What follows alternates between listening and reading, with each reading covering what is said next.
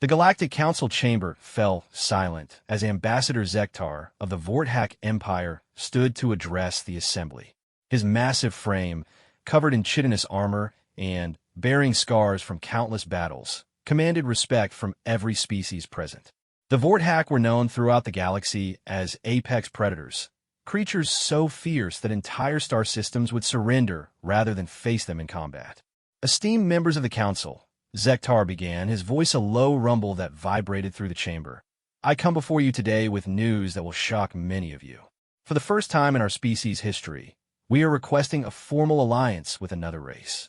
Murmurs rippled through the assembly. The ethereal collective's representative, a being of pure energy contained within a crystalline form, pulsed with disbelief. Impossible. The Vorthak have never needed allies. You conquer, you don't cooperate. Zektar's mandibles clicked in what passed for amusement among his kind. That was before we encountered humanity. The mention of humans caused an immediate uproar. The newest species to achieve faster-than-light travel, humans have been part of galactic society for barely 50 standard years. Most species still considered them primitive upstarts, barely worth noticing despite their rapid technological advancement. You cannot be serious, scoffed Representative Thixel of the Meridian Confederation, her serpentine form coiling with agitation. Humans are weak, soft creatures. They lack natural armor, claws, or any meaningful defensive capabilities. They're prey species at best. That, Zektar replied, his tone growing dangerous, is exactly what we thought. The chamber's lighting dimmed as Zektar activated a holographic display. Images filled the air, showing the first contact between Vorthak forces and human colonies on the Outer Rim worlds. What should have been a routine conquest had turned into something entirely unexpected. 3 months ago, our advanced fleet encountered a human research station orbiting the planet Kepler 442b. Standard protocol called for immediate surrender or destruction. But these humans... Zektar paused, his massive head shaking slowly. They did something we've never experienced in 10,000 years of warfare. The hologram shifted to show the research station, a modest structure housing perhaps 200 humans. Vorthak warships, each capable of reducing planets to rubble, surrounded the tiny outpost like predators circling wounded prey. They invited us aboard for dinner. The silence that followed was deafening. Several council members exchanged glances of pure bewilderment. Dinner? With the most feared warriors in the galaxy? I assumed it was some form of surrender ritual, Zektar continued. Perhaps they intended to poison us, though our biology makes such attempts futile. Curious about this unprecedented response, I agreed to beam aboard with a small honor guard. The hologram now showed the interior of the research station. Unlike the sterile, militaristic environments typical of most species, the human facility was warm and inviting. Corridors were decorated with images of landscapes from dozens of worlds, artwork created by various species, and what appeared to be family photographs. The human leader, Dr. Sarah Chun, greeted us personally. She was tiny, barely reaching my chest plate, and completely unarmed. But she looked directly into my eyes without fear and said, "Welcome to Kepler Station. We've prepared a feast in honor of our first contact with the mighty Vorthak Empire." Representative Quarlos of the Silicon Hegemony, his crystalline structure resonating with confusion, interrupted. Surely this was some elaborate trap? That's what we thought, Zektar admitted. But we discovered something remarkable. These humans had spent the 3 days since detecting our fleet not preparing defenses or evacuation plans. They had researched our culture, our dietary requirements, and our customs. They prepared foods compatible with our metabolism and arranged seating that accommodated our size and territorial instincts. The hologram shifted again, showing the extraordinary scene of massive Vorthak warriors seated at tables alongside human researchers. The size difference was comical. Vorthak soldiers who could tear through starship hulls with their bare claws, delicately handling utensils sized for their massive appendages. But the truly shocking moment came when Dr. Chen's assistant, a young male named David Martinez, brought his infant child to meet us. He held up this tiny, helpless creature and said, "This is Emma. She's 6 months old. Would you like to hold her?" The council chamber erupted in chaos. Representatives from dozens of species voiced their disbelief simultaneously, creating a cacophony of alien languages and outraged exclamations. He wanted you to hold his offspring. The ethereal collective's representative pulsed with such intensity that the chamber's lights flickered. A human willingly placed their young in the hands of apex predators. Not just placed, Zektar corrected, his voice carrying a note of wonder that seemed impossible from such a fearsome creature. He trusted us with the most precious thing in his universe. This tiny being, weighing perhaps 7 kilograms, with no defenses except the protection of her parents, was offered to warriors who could crush her without thought. The hologram zoomed in on an image that defied everything the galaxy thought it knew about interspecies relations. A massive Vorthak warrior, his claws retracted and his movements impossibly gentle, cradled a human infant against his armored chest. The baby's tiny hand grasped one of his smaller appendages, and her face showed no fear, only curiosity. "What happened next?" whispered Counselor Vexani of the Telepathic Union, her mental projections barely audible. "Something changed in every warrior present," Zektar admitted.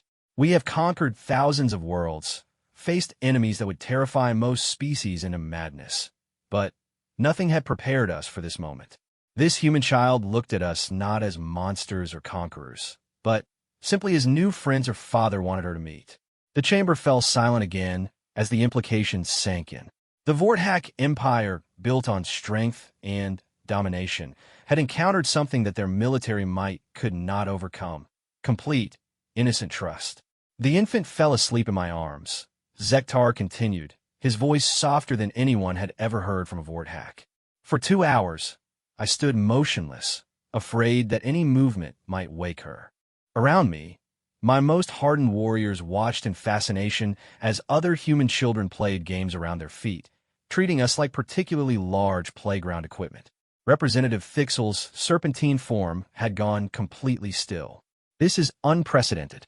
No species in galactic history has ever shown such trust to first contact situations with apex predators. "That's not the end of it," Zektar said. Dr. Chun then made a request that I initially thought was madness. She asked if we would consider allowing some of our own young to visit human space, to experience their culture and educational systems. The reaction was immediate and explosive. Even among the Vorthak delegation, several warriors roared in what sounded like outrage. The idea of sending their offspring to another species was unthinkable. "I nearly ended the contact right there," Zektar admitted. "The suggestion that we would place our young in the care of any other species seemed like an insult." But Dr. Chun simply smiled and said, "I understand your concern. Perhaps instead, some of our children could visit your worlds first, to show that trust must begin somewhere." The hologram shifted to show a transport ship approaching a Vorthak colony world. Through the viewport, human families could be seen with their children, ages ranging from toddlers to teenagers, all excited about their unprecedented journey. She volunteered to send her own child, along with 50 other human families, to spend a month on our primary colony world of Vorthak Prime. No weapons, no guards, no conditions except that they be allowed to learn about our culture. The silence in the chamber was profound. What Zektar was describing went against every instinct of survival and diplomacy known to galactic civilization. "What was the result?" asked Counselor Zeftime of the Aquatic Dominion, his gills fluttering with nervous energy. Zektar's mandibles spread in what might have been a smile. "That, honored colleagues, is why we are here today, requesting formal alliance with humanity. Because what happened next showed us something about the nature of strength that we had never understood." The hologram faded, leaving the council chamber in anticipation. Zektar looked around at the assembled representatives, his gaze settling on each major delegation. "We learned that there's a kind of strength that goes beyond claws and armor, beyond warships and conquest. We discovered that the greatest predators in the galaxy might not be those who take by force, but those who give freely and trust completely." As the massive Vorthak ambassador took his seat, the chamber remained in stunned silence. The implications of his words would reshape their understanding of power, of diplomacy, and of what it truly meant to be an apex predator in a galaxy full of thinking beings. The human delegation, small and seemingly insignificant compared to the mighty representatives surrounding them, sat quietly in their section. Ambassador Catherine Walsh, a middle-aged woman who looked more like a school teacher than a diplomat, simply nodded politely when other representatives stared in her direction. But in that quiet confidence, in that lack of fear or boasting, the assembled leaders of the galaxy began to understand what the Vorthak Empire had discovered. Sometimes the most dangerous predator was the one who didn't need to prove they were dangerous at all. 3 weeks after the council session, Ambassador Catherine Walsh received an encrypted message that made her blood run cold. The communication came from Vorthak Prime, but the sender was unexpected. Commander Sarachen's daughter, Emma, now 18 years old and part of the first human exchange program with the Vorthak Empire. Ambassador Walsh. The message began, Emma's face appearing on the holographic display with Vorthak architecture visible behind her. I'm sending this from the Vorthak capital because something incredible is happening here, and I think you need to see it for yourself. Catherine leaned forward in her chair aboard the human diplomatic vessel Endeavor. Emma looked different from when she'd left Earth 6 months ago. More confident, perhaps, but there was something else in her eyes that Catherine couldn't quite identify. The Vorthak aren't what we expected, Emma continued. Yes, they're massive and powerful, and their society is built around strength and honor. But what we've discovered is that their definition of strength is much more complex than anyone realized. The message shifted to show a vast amphitheater carved into living rock. Thousands of young Vorthak, their chitinous shells still developing into the fearsome armor of adulthood, sat in organized groups. At the center of the arena stood Emma, barely visible among the towering alien youth, but clearly commanding their complete attention. This is the Grand Academy of Vorthak Prime, where the Empire's future leaders are trained. 3 months ago, they invited me to speak about human child-rearing practices. What started as a cultural exchange has become something much more significant. Catherine watched in amazement as the recording showed Emma teaching Vorthak younglings what appeared to be cooperative games. The young aliens, each already twice her size despite their youth, were learning to work together in ways that seemed to go against everything known about their competitive, dominance-based culture. The thing is, Emma's voice continued over the footage. Vorthak children aren't naturally aggressive. That's learned behavior, programmed into them by thousands of years of survival necessity. But when you give them alternatives, when you show them that cooperation can be a form of strength, the scene shifted again, this time showing young Vorthak and human children working together on what appeared to be an engineering project. The collaboration was seamless, with Vorthak youth providing physical strength, while human children contributed creative problem-solving approaches. Ambassador, I need you to come here, Emma said, her face returning to the screen. Because what's happening isn't just cultural exchange. It's evolution. And there are people in the Empire who are very unhappy about it. The transmission ended abruptly, leaving Catherine staring at a blank screen. Within hours, she was aboard a fast courier ship heading for Vorthak space, accompanied by a small diplomatic team and a growing sense of unease. The journey to Vorthak Prime took 6 days through hyperspace. During the trip, Catherine received briefings from human intelligence services that painted a troubling picture. While Ambassador Zektar and many progressive Vorthak supported the exchange program, a significant faction within the Empire viewed human influence as a threat to their traditional way of life. The Purist movement, explained Dr. James Morrison, the Endeavor's cultural specialist, believes that human values will weaken Vorthak society.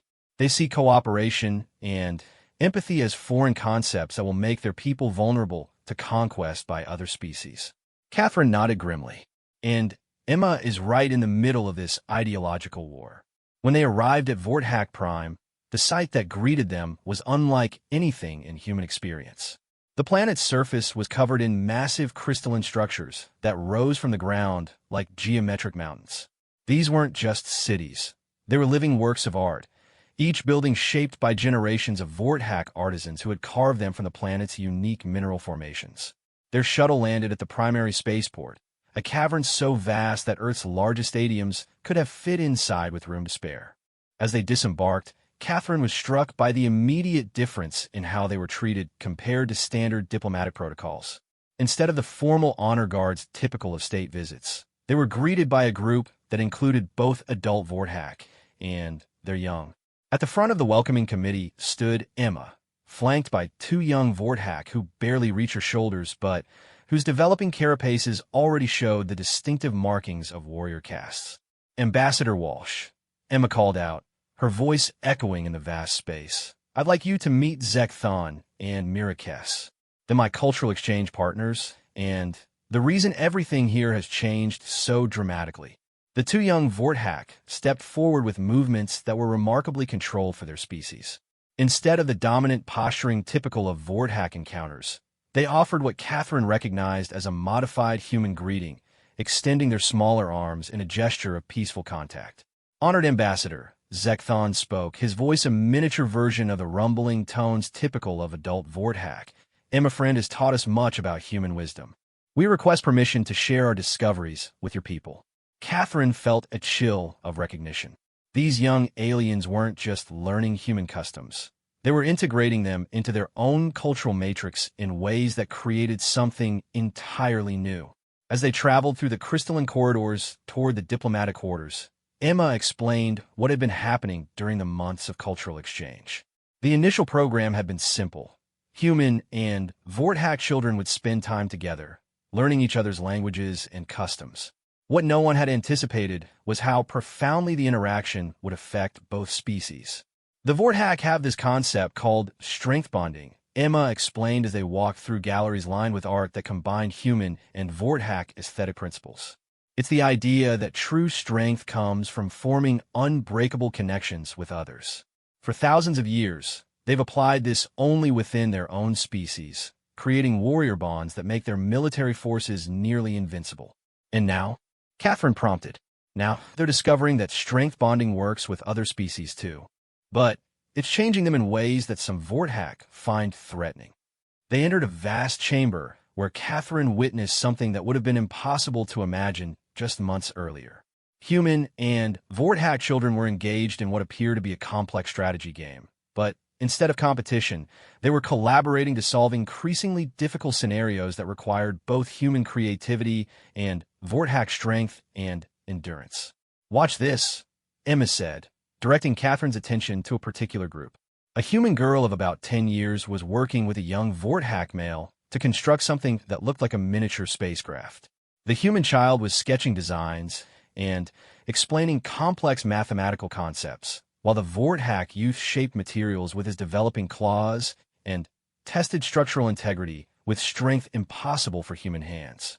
Individually, neither of them could complete this project, Emma explained. But together, they're creating something that surpasses what either species could achieve alone.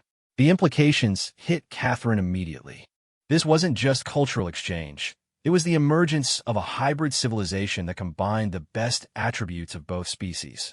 And, from a strategic standpoint, the potential was terrifying to anyone who viewed interspecies relations through the lens of competition rather than cooperation.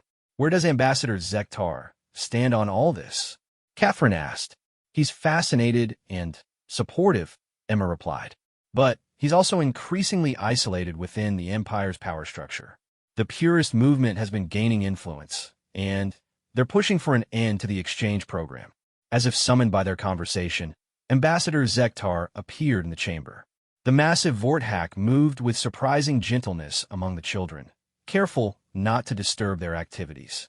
When he reached Catherine's group, his mandibles spread, and what she had learned was a gesture of pleased recognition. Ambassador Walsh, he rumbled, your timing is fortuitous. We have much to discuss, and I fear the conversation may determine the future relationship between our peoples. What's the situation? Catherine asked directly. Zektar gestured toward a viewing alcove where they could speak privately while still observing the children's activities.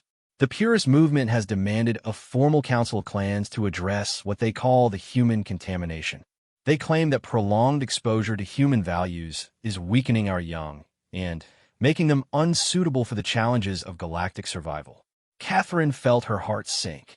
A council of clans was the Vorthak equivalent of a Supreme Court and Congress combined. Its decisions were binding throughout the Empire and could overturn even the Emperor's policies. When? She asked. 3 days from now, Zektar replied. And the outcome will determine not just the fate of the exchange program, but whether the Vorthak Empire views humanity as allies or as a threat that must be contained.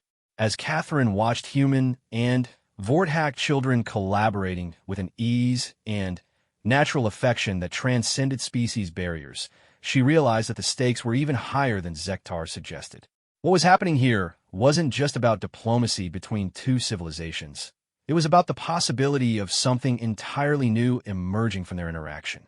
And there were those who would stop at nothing to prevent that evolution from occurring. Ambassador Emma approached them, her young Vorthak companions flanking her like protective siblings. There's something else you need to know. Some of the purest leaders have been making threats, not against the human adults, but against the children in the program. Catherine's diplomatic composure cracked for just a moment, revealing the fierce protectiveness that lay beneath her professional demeanor. What kind of threats? They claim that the children have been corrupted by human influence and need to be reconditioned to proper Vorthak values, Emma explained. Zekthon and Mirakes have been specifically targeted because they've been the most successful at integrating cooperative techniques with traditional Vorthak strength training. Zektar's massive frame tensed with barely controlled rage. They would threaten children to advance their political agenda. This proves they understand nothing about true strength.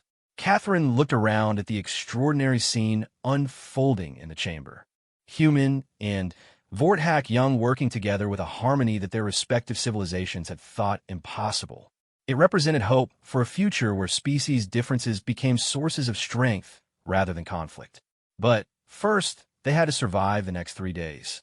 The Council of Clans convened in the ancient Throne of Echoes, a natural amphitheater carved into the heart of Vorthak Prime's largest crystal formation.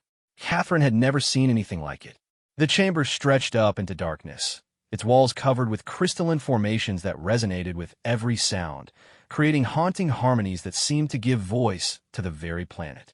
Hundreds of Vorthak clan leaders filled the ascending rows of stone seats, their massive forms creating an intimidating display of collective power. Each bore the distinctive markings of their bloodline, from the bone-white carapaces of the northern clans to the deep crimson shells of the warrior houses.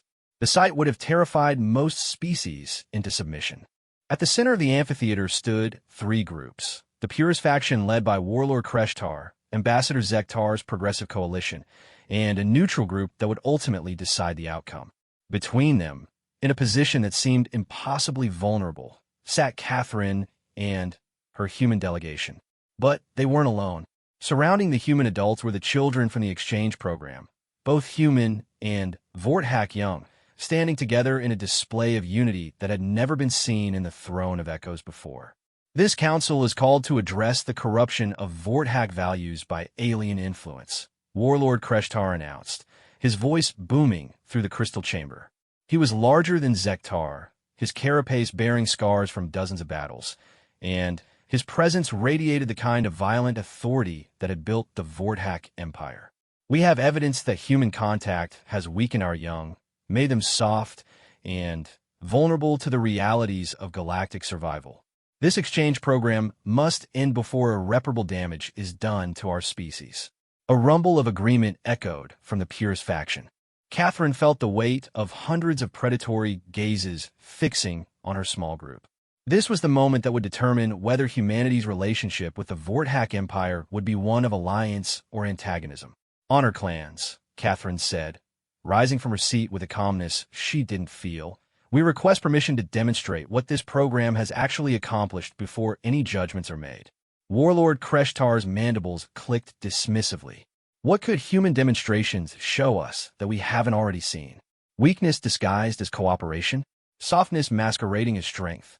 Let them speak, called out Elder Vexmira of the ancient houses, her voice carrying the authority of age and wisdom. The Throne of Echoes has heard the roar of warriors for 10,000 years. Perhaps it's time to hear something different. The chamber fell silent as Emma stepped forward, flanked by Zekthon and Mirakes. The sight of the 3 young beings standing fearlessly before the assembled might of the Vorthak Empire was surreal. Emma looked tiny between her alien companions, but her voice carried clearly through the crystal acoustics. Honored elders, she began, 6 months ago, I came here thinking I was just participating in a cultural exchange. I thought I would teach some alien children human games and learn about their customs in return. She gestured to her Vorthack companions. But what happened was something none of us expected. We didn't just learn about each other. We became something new together. Zekthon stepped forward, his young voice already carrying the resonant tones that would make him formidable in adulthood. Emma's sister has shown us that strength can grow through connection rather than dominance. But she has also learned Vorthack principles of honor and determination. The result, Mirakes added, her developing carapace gleaming in the crystal-filtered light, is not weakness, but a new kind of power that neither species possessed alone. Voglio crestar scuffed audibly. Pretty words from children who have never faced real danger. But the galaxy is not a playground. Show us how your cooperation works when facing actual threats. Catherine had been hoping to avoid this moment, but she realized it was inevitable. She activated a holographic projector that filled the center of the amphitheater with a three-dimensional display. 3 weeks ago, she announced, the research station at Kepler 442b was attacked by the Void Hunters. A collective intake of breath echoed through the chamber. The Void Hunters were one of the few forces in the galaxy that even the Vorthack Empire treated with caution. They were a nomadic species that consumed entire star systems, leaving nothing but empty space in their wake. The hologram showed the familiar research station where first contact between humans and Vorthack had occurred. But now it was under siege by massive, crystalline ships that seemed to absorb light itself. Dr. Chun and her team had 47 minutes before the station's shields would fail, Catherine continued.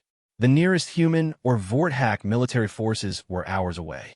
The station's complement included 37 human researchers and 12 Vorthack cultural exchange participants. The display showed the desperate situation unfolding in real time. The Void Hunters' weapons were systematically breaking down the station's defenses while their boarding pods prepared to launch. What happened next, Catherine said, demonstrates exactly what our children have been learning. The hologram shifted to show the interior of the station. Instead of panic or traditional defensive positions, humans and Vorthack were working together with a coordination that seemed impossible for species that had only known each other for months. Dr. Chun implemented a strategy that combined human technological innovation with Vorthack tactical thinking, Catherine explained. The human engineers modified the station's shield generators using Vorthack metallurgy techniques, creating a resonance effect that the Void Hunters' weapons couldn't penetrate. The assembled clans watched in fascination as the hologram showed Vorthack warriors and human technicians working side by side, their efforts perfectly synchronized despite the vast differences in their capabilities and thinking processes. But the real innovation, Catherine continued, came from the youngest members of the station crew. The display focused on a group of human and Vorthack children who had been part of an extended cultural exchange. Led by a 12-year-old human named Marcus and a young Vorthack named Thexol, they had developed something unprecedented. They created a communication protocol that allowed the station to interface with Void Hunter technology, Catherine announced. Instead of fighting the attackers, they found a way to communicate with them. The chamber erupted in confused growls and clicking. The idea of communicating with Void Hunters was considered impossible by galactic civilization. The nomadic species had never shown interest in anything except consumption. Impossible, Warlord Kreshtar declared. Void Hunters are mindless devourers. They don't communicate, they only consume. That's what everyone believed, Emma said, stepping forward again. But Marcus and Thexol discovered something different. The Void Hunters aren't mindless. They're desperate. The hologram shifted to show the communication that had taken place between the station and the Void Hunter fleet. Complex mathematical sequences flowed between the ships, forming patterns that gradually resolved into something recognizable as language. The Void Hunters have been consuming star systems not out of aggression, but because their home dimension is collapsing, Zekthon explained. They need energy to prevent their entire civilization from being destroyed.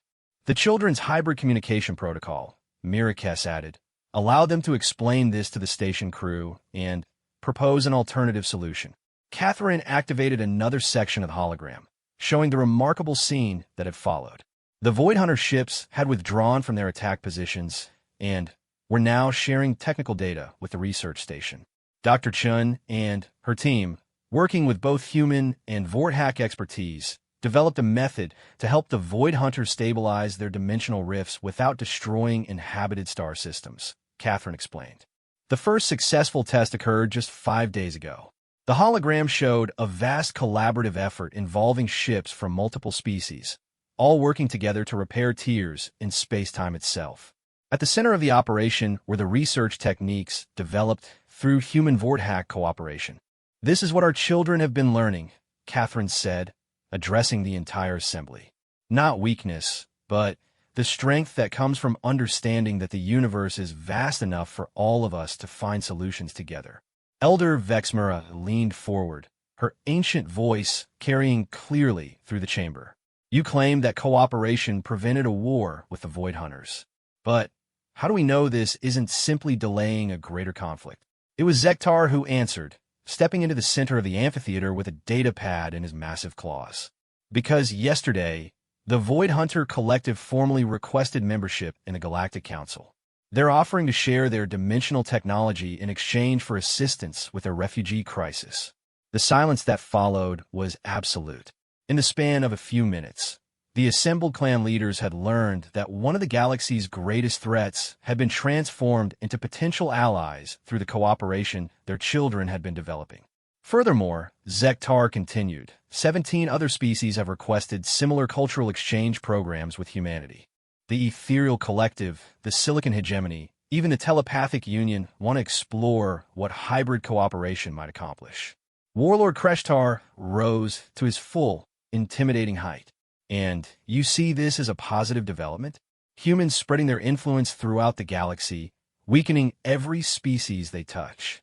"No," Emma said firmly, her young voice carrying a conviction that silenced the massive chamber. "We see this as evolution."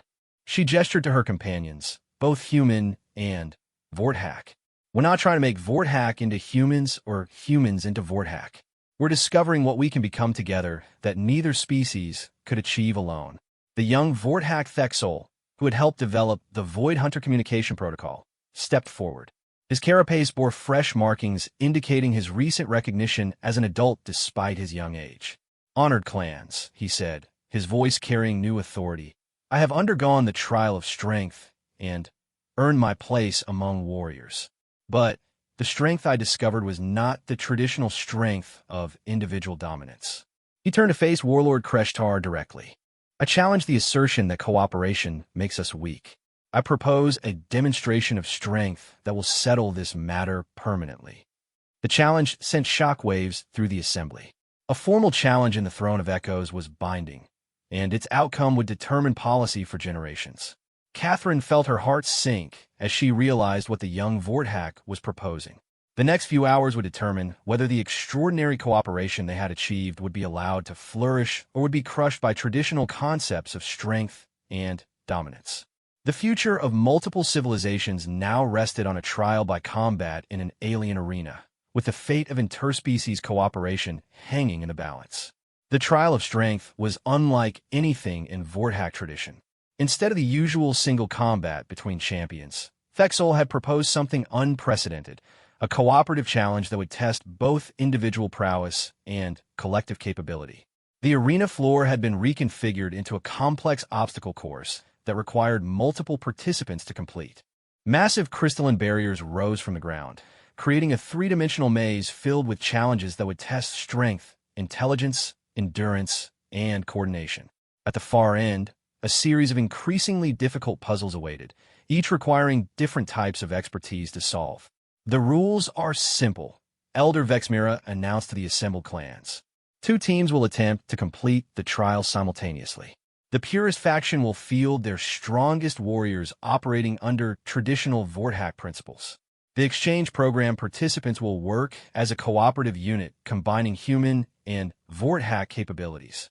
Warlord Kreshtar had selected 5 of the Empire's most elite warriors, each a champion of their respective clans.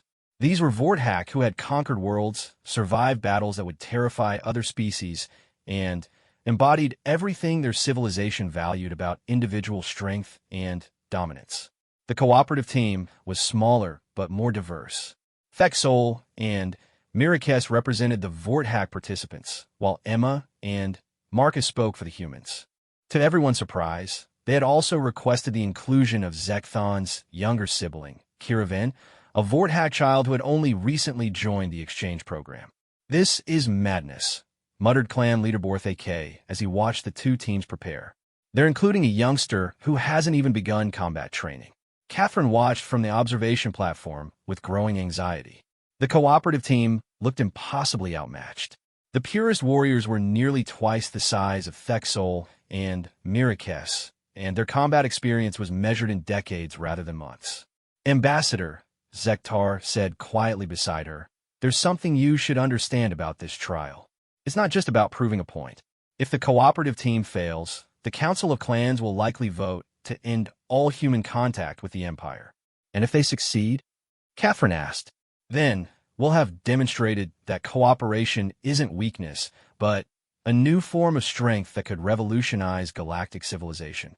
The trial began with the sounding of a deep, resonant tone that echoed through the crystalline chamber. Both teams moved toward their respective starting positions, but the difference in their approaches was immediately apparent. The purest warriors advanced as individuals, each seeking to overcome obstacles through personal strength and determination. Their leader, Champion Gorthmal, exemplified traditional Vorthak values as he smashed through the first barrier with brute force, clearing a path for his teammates to follow. The cooperative team moved differently. Instead of attacking obstacles directly, they paused to examine the challenge, communicating rapidly in the hybrid language they had developed. Emma pointed to structural weaknesses in the barriers while Thexol calculated optimal routes through the maze. "They're wasting time," observed Warlord Kreshtar. "While they debate, my champions are already advancing." But Catherine noticed something the Warlord had missed. The cooperative team's initial analysis was allowing them to move through subsequent obstacles much more efficiently. Where the purest warriors had to overcome each barrier individually, the mixed team was finding paths that minimized effort while maximizing progress. The first major test came at the Chasm of Resolve, a gap in the arena floor that was too wide to jump and too deep to climb down and up again. Traditional Vorthak methods would require each warrior to find their own way across, usually through demonstrations of individual strength or courage. Champion Gorthmal solved it in typical fashion, hurling his massive body across the gap with enough force to crack the crystal on the far side. His teammates followed, each making the dangerous leap through personal prowess. The cooperative team took a different approach.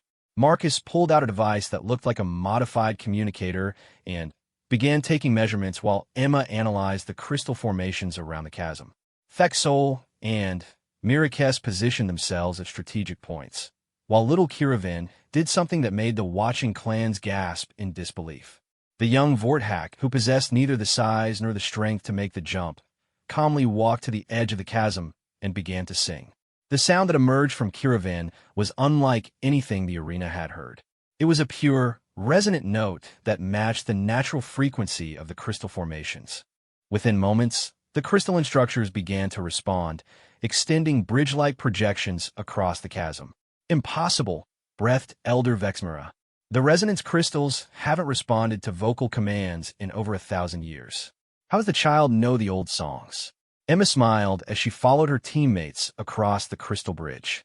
"Because we taught him human music theory, and he taught us Vorthak harmonic principles. Together, we figured out how your ancestors actually built this place." The Purist team was now significantly behind, having to take a much longer route around the chasm. But worse for them was the growing realization among the watching clans that the cooperative team wasn't just completing the trial differently. They were revealing secrets of Vorthak heritage that had been lost for centuries. The next challenge was the Maze of Mirrors, a complex puzzle requiring participants to navigate through a series of reflective surfaces while solving mathematical equations that appeared on the walls. The catch was that each equation required information from previous solutions, meaning perfect coordination was essential. Champion Gorthmal's team approached it with typical directness, attempting to solve each puzzle through individual effort. But The mirrors were designed to confuse single perspectives, and the mathematical sequences required multiple viewpoints to complete correctly. The cooperative team entered the maze with a strategy that none of the watching Vorthak had ever considered. Marcus and Emma positioned themselves at opposite corners, using human pattern recognition skills to track the mathematical sequences. Thexol and Mirakes used their superior physical capabilities to move quickly between mirror points, providing different visual angles on the puzzles. And Kiravind, too small to see over many of the mirrors, crawled underneath them to discover hidden symbols that modified the equations. They're treating the entire maze as a single, complex system, observed clan leader Thexera with obvious admiration. Instead of solving individual puzzles, they're solving the meta-puzzle that connects them all. Within minutes, the cooperative team had not only completed the maze of mirrors, but had discovered additional patterns that unlocked bonus pathways through the trial. They were now ahead of the purest warriors and gaining ground rapidly. But the final challenge would test more than intelligence and coordination. The Chamber of Absolute Strength required participants to overcome a series of tasks that demanded pure physical power. Massive stones needed to be moved, metal barriers had to be bent, and crystalline structures required breaking through methods that had always been the exclusive domain of Vorthak strength. As both teams entered the final chamber, it appeared that traditional values would finally triumph. The human participants were simply too small and weak to overcome challenges designed for Vorthak physiology. Even Thexol and Mirakes, despite their training, lacked the raw power of champion Gorthmal's seasoned warriors. Now we see the limits of cooperation, Warlord Kreshtar announced with satisfaction. When true strength is required, only the traditional ways suffice. But Emma and Marcus exchanged a look that suggested they had been expecting this moment.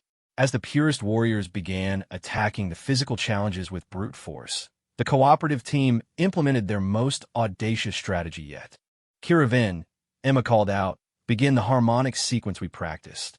The young Vorthak began to sing again, but this time the song was more complex, incorporating mathematical ratios that Marcus had taught him from human engineering principles. The sound resonated through the chamber, and something extraordinary began to happen. The crystalline structures throughout the arena began to vibrate in sympathy with Kiravin's song. The resonance built upon itself, creating standing waves that multiplied the force applied to any object touched during the harmonic peaks. Thexol and Mirakes, timing their movements to the resonance patterns, found they could move obstacles that would normally require 10 times their strength. Emma used her understanding of physics to predict exactly when and where to apply force for maximum effect. Marcus coordinated the entire effort with timing precision that turned human reflexes and Vorthak power into something greater than the sum of their parts. The watching clans witnessed something unprecedented. Humans and Vorthak working together to accomplish feats that neither species could achieve alone, using forgotten principles of their own heritage combined with alien innovation.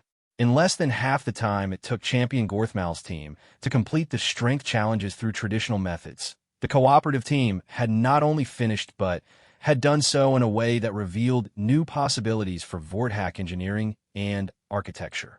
As both teams stood before the final gate, waiting for the trial judges to render their verdict, the arena fell silent except for the resonant humming of crystals still vibrating from Kiravin's songs. Elder Vexmira rose slowly, her ancient form commanding absolute attention from every being present. In 10,000 years of trials, she announced, her voice carrying to every corner of the vast chamber, we have seen countless demonstrations of individual strength, courage, and determination. But today we have witnessed something new. She gestured toward the cooperative team, where humans and Vorthak stood together, their breathing synchronized from shared effort, their expressions reflecting not triumph but wonder at what they had accomplished together. We have seen strength that grows through unity rather than dominance. We have seen ancient wisdom combined with new knowledge to create possibilities that neither possessed alone. And we have seen our own children discover capabilities we had forgotten existed. The elder's gaze swept across the assembled clans before settling on Warlord Kreshtar. The question before this council is not whether humanity weakens us, but whether we are strong enough to embrace what we might become together. Catherine held her breath as the ancient Vorthak prepared to render the judgment that would determine the future of interspecies cooperation throughout the galaxy. The verdict came not in words, but in action that would be remembered for generations. Elder Vexmira descended from her ceremonial platform and walked to the center of the arena where both teams waited.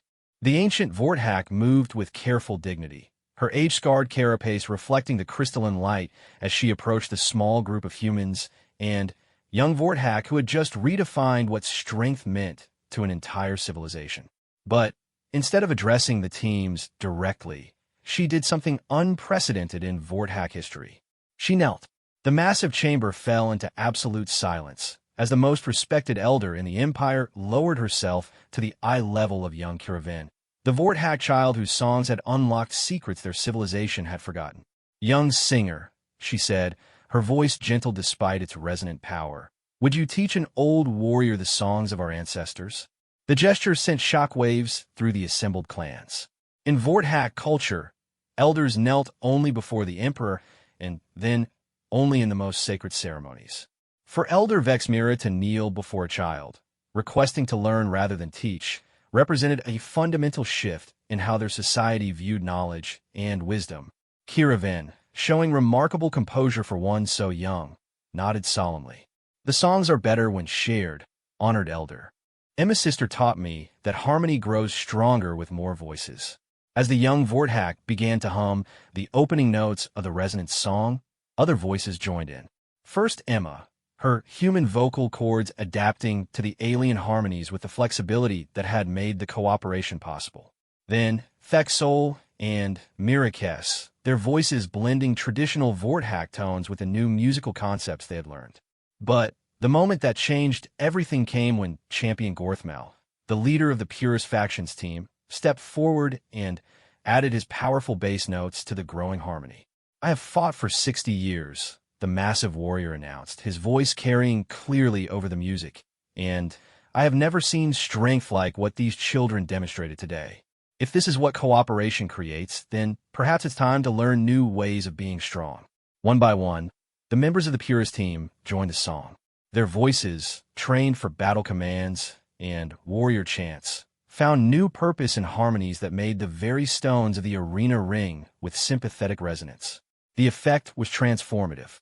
As hundreds of Vorthak voices joined the growing chorus, the entire throne of echoes began to respond. Crystalline formations throughout the chamber started to glow, resonating with frequencies that activated ancient mechanisms. Hidden panels opened in the walls, revealing artwork and technological interfaces that had been dormant for millennia. By the First Empire, Gas Clan leader Thexura, staring at displays that showed star maps and engineering schematics their civilization had thought lost forever. These children haven't just learned to cooperate, they've awakened our heritage. Catherine watched in amazement as the collaboration between human and Vorthak participants unlocked secrets that neither species could have discovered alone. The chamber was revealing itself to be more than just a ceremonial space. It was a vast repository of knowledge left by the ancient Vorthak, accessible only through the harmonic principles that the cooperative program had rediscovered. Warlord Kreshtar stood silent among his supporters, his massive frame rigid with the internal conflict between traditional beliefs and the undeniable evidence before him. Finally, he spoke, his voice heavy with the weight of changing convictions. "I've spent my life believing that strength came from dominance, that survival required the subjugation of the weak." He looked at the small group of humans standing confidently among Vorthak warriors who could have crushed them without effort. But these humans are not weak. They possess a different kind of strength, one that makes others stronger rather than weaker. He approached Catherine directly, his towering form creating a shadow that could have been intimidating if not for the thoughtful expression on his scarred features.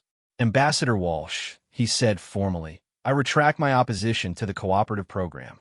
More than that, I request that my own clan be included in the next phase of cultural exchange." The reaction from the assembled clans was immediate and profound. If the leader of the Purist faction was requesting human cooperation, it represented a complete reversal of the political winds that had threatened to end the program entirely. But Catherine realized that the moment demanded more than just diplomatic victory. This was an opportunity to establish something unprecedented in galactic history, a true partnership between species that could serve as a model for all interstellar civilizations.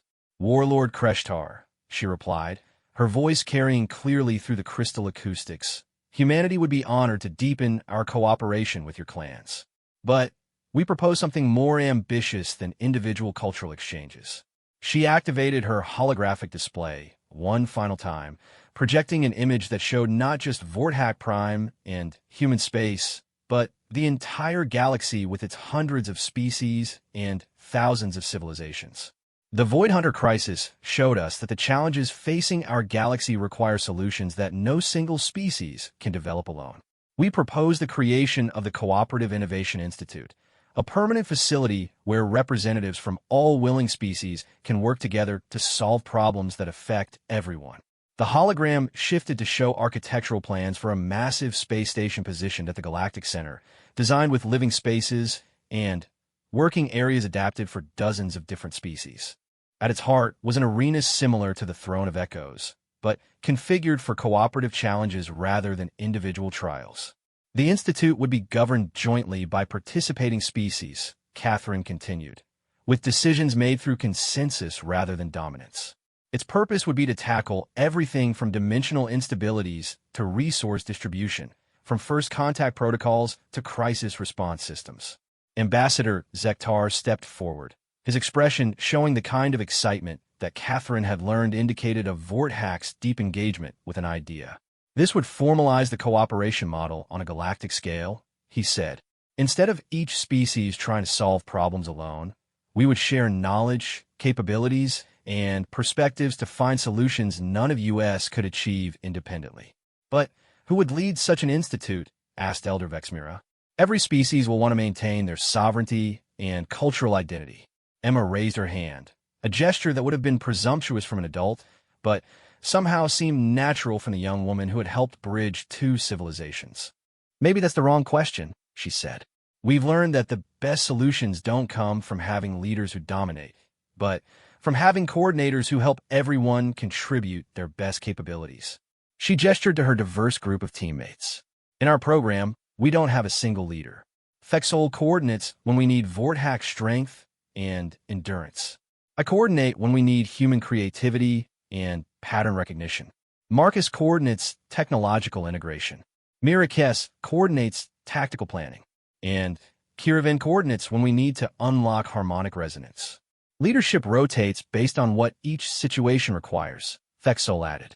"Everyone leads, and everyone follows, depending on their strengths and the needs of the moment."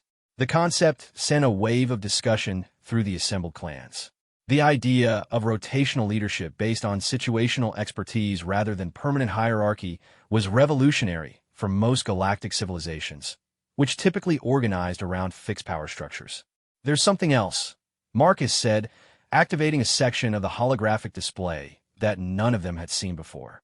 "While we've been talking, the Institute proposal has been spreading through the galactic communication networks. We're getting responses from species we've never even heard of." The display showed message logs from dozens of civilizations, all expressing interest in cooperative problem-solving approaches. The Silicon Hegemony wanted to contribute computational resources. The Aquatic Dominion offered biotechnology expertise. The Telepathic Union proposed mental coordination techniques that could enhance multi-species collaboration. Even the Void Hunters have submitted a formal application, Marcus continued, his voice filled with wonder. "They're offering dimensional engineering knowledge in exchange for participation in the cooperative research programs." Warlord Kreshtar stared at the flood of incoming messages, his expression showing the kind of awe typically reserved for witnessing natural phenomena of galactic scale. "You've started something that's spreading across the entire galaxy," he said slowly. "Species that have been isolated or antagonistic for centuries are asking to work together.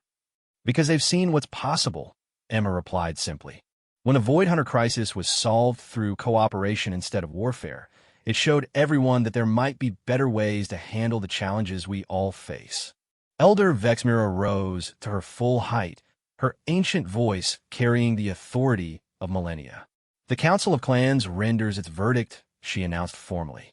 "Not only do we approve the continuation of human Vorthack cooperation, but we commit the full resources of the Vorthack Empire to the establishment of the Cooperative Innovation Institute."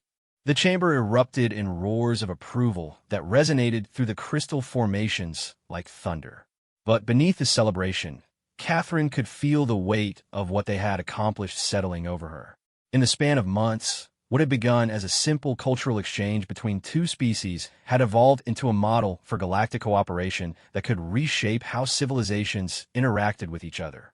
The children who had played together on a research station had unlocked principles that could prevent wars, solve resource crises, and open up possibilities that no single species had ever imagined.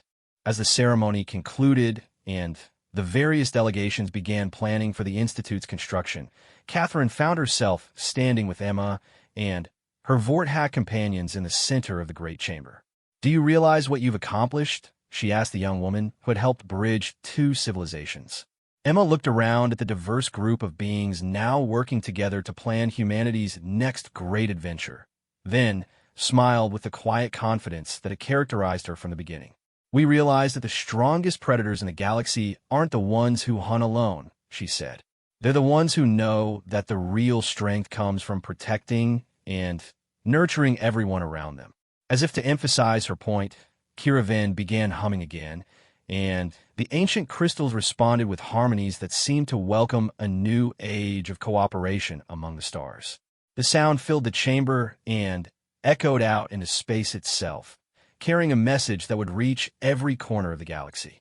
The apex predators had found something worth protecting that was greater than any territory or treasure: the potential for all species to grow stronger together than any could ever become alone. And across the stars, civilizations that had spent millennia competing for dominance began to wonder what they might accomplish if they learned to hunt as a pack.